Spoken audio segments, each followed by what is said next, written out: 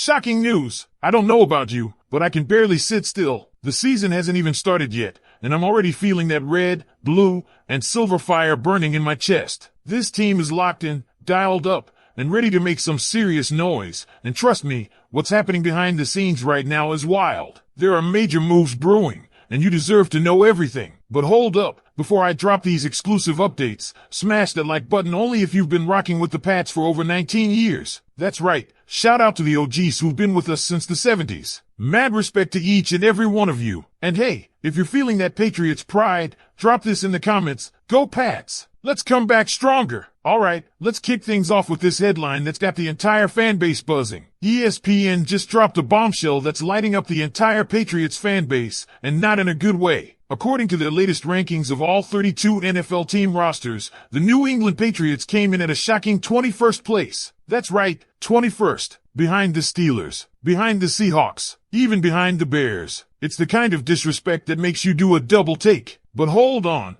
because when we unpack what's really going on behind this ranking, you'll see why Patriots fans everywhere are shaking their heads, and why this roster might be the most underrated in the league right now. Let's get into it. According to ESPN, the biggest strength of the Patriots is their secondary, and honestly, that might even be underselling it. Christian Gonzalez is already drawing comparisons to some of the best in the game, and now you pair him with newly signed lockdown corner Carlton Davis? That's a problem for opposing quarterbacks. ESPN even called it one of the league's top perimeter duos. And they're not wrong. When healthy, this secondary is deadly. Marcus Jones has developed into a reliable slot corner, and safeties Jabril Peppers and Kyle Duggar are set to bring a punch to the back end. Add Marcus Epps to that mix, and suddenly you're staring down a secondary that could very well rank top 5 in the league. But let's not sugarcoat anything. That health caveat? It's massive. Carlton Davis has never played a full 17-game season. In 2021, he only made it through 10 games. In 2022, it was 13. Last season, just 12. If he can finally stay on the field, this duo could wreak havoc,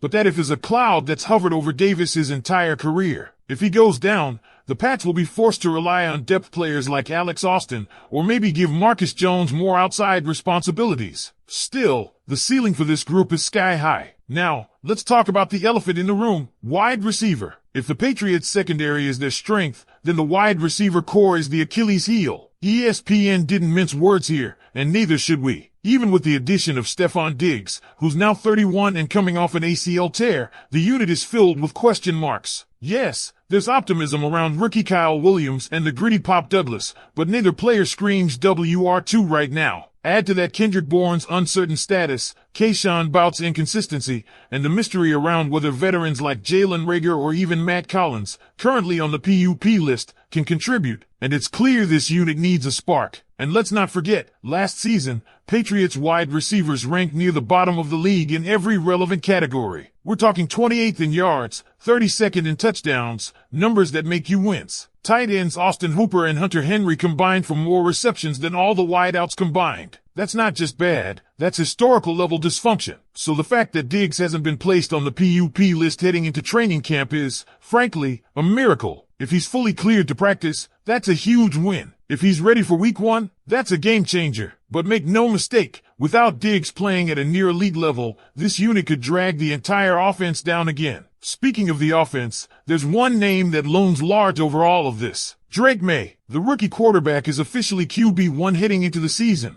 and there's a ton of excitement about what he can bring to this franchise. But here's the harsh reality. Last season, the Patriots ranked 31st in pass block win rate. That means Drake Maye was basically running for his life behind one of the league's worst offensive lines. And that's exactly why the additions of Will Campbell and Morgan Moses are so important. These two tackles are now the most critical players on this roster, not named Drake Maye. If they don't hold up, the entire offense collapses. Think that's dramatic? Let's look at the numbers. New England was dead last in run block win rate. Rhamondre Stevenson couldn't get anything going on the ground, not because he lacks talent, but because the holes just weren't there. It's not a coincidence that the Patriots made the offensive line their #1 priority this offseason. If Campbell, Moses, and potentially Garrett Bradbury at center can't turn things around, it's going to be another long year. But let's not ignore the quiet X factors. On defense, K'Lavon Chaisson could be the steal of the offseason. ESPN labeled him a non-starter to watch, but let's be real, he's probably starting sooner rather than later. After 5 sacks and 24 pressures in just the final 6 games of last season with the Raiders, Judon looks like a perfect fit in Mike Vrabel's aggressive defensive scheme. He's fast, disruptive, and most importantly, he can get to the quarterback. That's something Anthony Jennings hasn't consistently done, and it's why he might be on the chopping block sooner than expected. Add in Harold Landry and Milton Williams on the defensive line, and suddenly this Patriots front is looking scary. There's also Keion White, who's ready to step into a bigger role, and Marte Mapu, who could see significant snaps if Delwan Bedley or Jahlani Tavai can't stay healthy. On the back end, rookies like Craig Woodson could make noise if injuries creep up again. And all of this means one thing: the Patriots have depth, serious depth, on defense, whether ESPN sees it or not. Now let's talk projected starters, because this is where things get interesting. Offensively, you've got Jerod Mayo under center. In the backfield, it's a 1-2 punch with Rhamondre Stevenson and Trayvon Henderson, and don't be surprised if Antonio Gibson ends up on the trade block. Wideouts, as of now, it's Diggs, Kyle Williams, and Pop Douglas. Tight ends will be Hunter Henry and Austin Hooper, assuming Hooper is activated from the PUP list before the August 26th deadline. Otherwise, Jaheim Bell or CJ Dippre could sneak into the rotation. The O-line is still in flux, with Garrett Bradbury's starting role at center not guaranteed. Jarrod Wilson is pushing for that spot, and Will Campbell, Mike Onwenu, Cole Strange, and Morgan Moses round out the unit. Not perfect, but if healthy, it's miles ahead of last year. On defense, your starters include Christian Barmore, Milton Williams,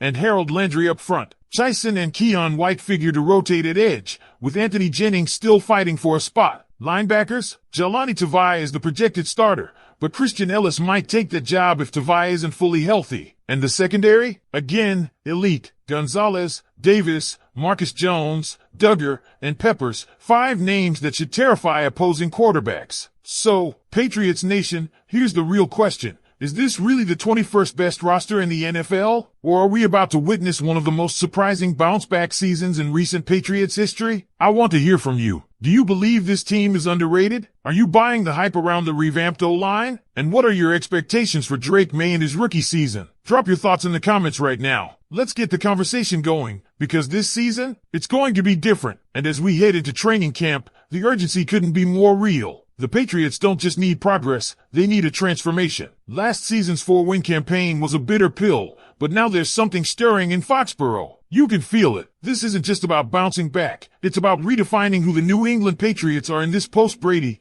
post-Belichick era. And it starts right now, with the players taking the field in just a matter of days. Training camp battles are going to be must-watch. There are legit question marks all over the depth chart, and how those positions shake out could determine the trajectory of this entire season. We already touched on Garrett Bradbury's shaky hold on the center job. Jarrod Wilson is coming in hot, and he's been turning heads with his leadership and football IQ. Go watch episode 2 of Forge of Foxborough if you want a glimpse of why this undrafted guy might steal the job. That battle is wide open. Then there's the